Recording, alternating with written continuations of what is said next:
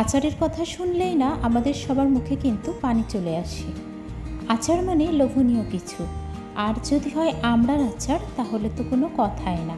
আসসালামু আলাইকুম, I am chef Sumaiya. Welcome to রানাসের শম্পা কুকিং রেসিপি। আজ আমি আপনাদের সাথে শেয়ার করব একেবারে পারফেক্টভাবে আচার তৈরির রেসিপিটা। আশা করি আমার আজকের এই আমড়ার আচারের রেসিপিটা আপনাদের কাছে খুব ভালো লাগবে। আমি 6 পিস আমড়া এভাবে কেটে নিয়েছি। একটা আমড়া আমি 2 পিস করেছি, আর আমড়ার উপরের দিকে ঠিক এভাবে একটু কুচিয়ে নিয়েছি, যাতে আমড়ার মধ্যে সব রকম মশলা খুব ভালোভাবে প্রবেশ করতে পারে। দেখতেই পারছেন আমি কিভাবে করে কেটে নিয়েছি। অনেকে আছে আচার তৈরি করেন কিন্তু পারফেক্ট কালার আনতে পারেন না। আমি কিন্তু আজকে আপনাদেরকে পারফেক্ট কালারের টিপস অ্যান্ড ট্রিক্স দেখিয়ে দেব।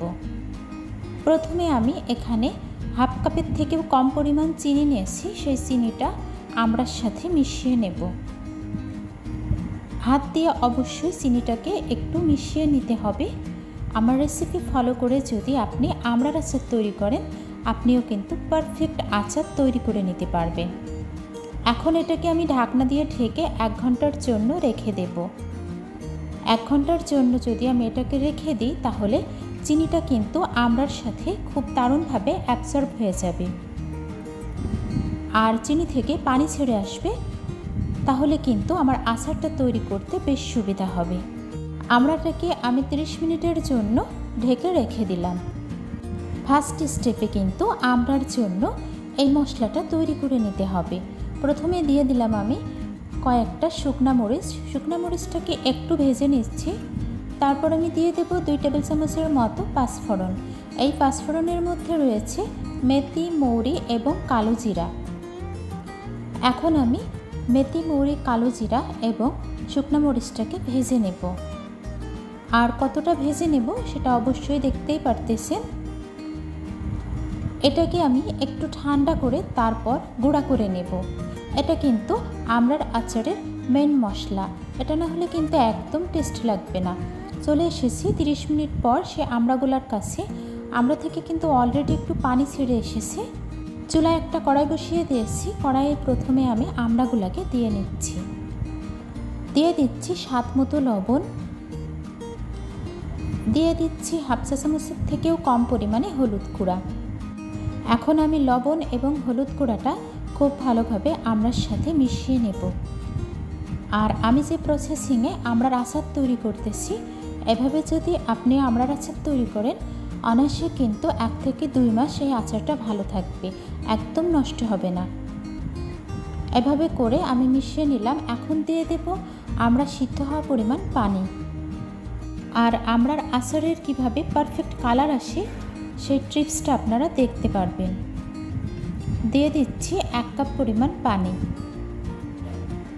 এখন আমি এটাকে একটু ভালোভাবে নাড়াচাড়া করে তারপর একটা ঢাকনা দিয়ে ঢেকে দেব। আর চুলার জালটা মিডিয়াম টু লো হিটে রেখে আমি 10 থেকে 15 মিনিটের মতো এই আমড়াটাকে সিদ্ধ করে নেব। আপনারা যারা আমার ভিডিওটি দেখতেছেন কিন্তু এখনও লাইক দেন নাই, আমার ভিডিওটির কোনো অংশ যদি ভালো লেগে থাকে অবশ্যই একটা লাইক দিয়ে দেবেন, কারণ আপনাদের একটা লাইক আমার ভিডিওটা শেয়ারের জন্য কাজ করবে। আমি ঢেকে দিলাম আমড়াটা। ফিরে এসেছি 15 মিনিট পর। আমড়াগুলো কিন্তু খুব ভালোভাবে সিদ্ধ হয়ে গেছে, সেটা অবশ্যই দেখে বুঝতে পারছেন। এখন আমি আমড়াগুলোকে ঢেলে রাখবো কড়াই থেকে। গরম কড়াইয়ে দিয়ে দিচ্ছি 2 থেকে 3 টেবিল চামচের মতো সরিষার তেল। সরিষার তেলটা একটু গরম হয়ে এসেছে। এই তেলের মধ্যে আমি 2টা শুকনো মরিচ দিয়ে নিলাম। আর আমি যে মশলাটা তৈরি করেছিলাম সেটা কিন্তু গুঁড়া করে নিয়েছি। অর্ধেকটা দিয়ে নিচ্ছি, আর বাকি অর্ধেকটা কখন দেব সেটা অবশ্যই দেখতেই পারবেন রেসিপিটার সাথে থাকলে। এই পর্যায়ে আমি দিয়ে দিচ্ছি 4 টেবিল চামচের মতো খেজুরের গুড়। এটাই কিন্তু আমড়ার আচার তৈরির মেন টিপস। অবশ্যই আপনারা আমড়ার আচার তৈরিতে একটু খেজুরের গুড়টা দিয়ে নেবেন, পারফেক্ট কালার চলে আসবে। 1 মিনিটের মতো আমি গুড়টা এভাবে একটু জাল করে নিচ্ছি। আর অতিরিক্ত জাল করলে কিন্তু গুড় তিতা হয়ে যাবে। এই পর্যায়ে আমি দিয়ে নিচ্ছি সিদ্ধ করে নেওয়া আমড়াটা। এখন আমি খুব ভালোভাবে আচারটা তৈরি করে নেব। আপনারা যারা আমার ভিডিওটি দেখতেছেন কিন্তু এখন আমার চ্যানেলটি সাবস্ক্রাইব করেননি, প্লিজ আমার চ্যানেলটি সাবস্ক্রাইব করে আমার পাশেই থেকে যাবেন। আর যারা আমার চ্যানেলটি সাবস্ক্রাইব করেছেন তাদের সবাইকে অনেক অনেক ভালোবাসা। আমি এখনও 5 মিনিটের মতো জাল করে আচারটা তৈরি করে নেব। বারবার একটু ঢাকনা দিয়ে ঢেকে দিচ্ছি যেন আমড়াটা অনেক বেশি জুসি হয়। আবারও আমি ঢাকনাটা উঠিয়ে নিলাম। আমড়ার আচারের যে গ্রেভি সেটা কিন্তু খুব দারুণ দেখাচ্ছে। এই পর্যায়ে আমি দিয়ে দেব বাকি যে মশলাটা গুঁড়া করে রেখেছিলাম সেইটুকু। অর্ধেকটা তো আমি কখন দিয়েছিলাম সেটা অবশ্যই দেখেছেন। এই আচারে মশলাটা দিলে কিন্তু অনেক বেশি ফ্লেভার এবং টেস্টি হয়। এটাকেও আমি 1 মিনিটের মতো আবার মিশিয়ে নেব। কালারটা যেমন সুন্দর এসেছে, এই আচারের টেস্টটাও কিন্তু জাস্ট অসাধারণ ছিল। আমার রেসিপি ফলো করে আপনারা আমড়ার আচার বানিয়ে নিন, আপনারাও কিন্তু পারফেক্ট কালার এবং পারফেক্ট টেস্ট পেয়ে যাবেন। আমড়ার আচার কিন্তু তৈরি হয়ে গেছে। আমি চুলাটা অফ করে দেব, তারপর একটা সার্ভিং বলে উঠিয়ে নেব। চুলা অলরেডি আমি অফ করে দিয়েছি। আর আমড়াগুলা কেটে নেওয়ার কারণে কিন্তু আমড়াগুলা অনেক বেশি জুসি হয়েছিল।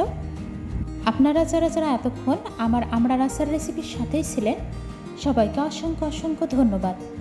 আপনারা কিন্তু কমেন্ট বক্সে জানাবেন যে আমার আচারের রেসিপিটা আপনাদের কাছে কেমন লেগেছে। আমি চেষ্টা করেছি সহজভাবে আপনাদের মাঝে শেয়ার করার জন্য। আচারের উপরে আমি কিছুটা শুকনো মরিচ কুচি এবং পাঁচফোড়ন দিয়ে নিলাম, তাহলে কিন্তু আরও বেশি লোভনীয় দেখাবে। সবাই ভালো থাকবেন, সুস্থ থাকবেন। ফিরে আসবো ইনশাল্লাহ আবারও নেক্সট কোনো রেসিপি নিয়ে। আসসালামু আলাইকুম, আল্লাহ হাফিজ, থ্যাংকস ফর ওয়াচিং। দয়া করে খাবার নষ্ট করবেন না, প্লিজ ডোন্ট ওয়েস্ট ফুড।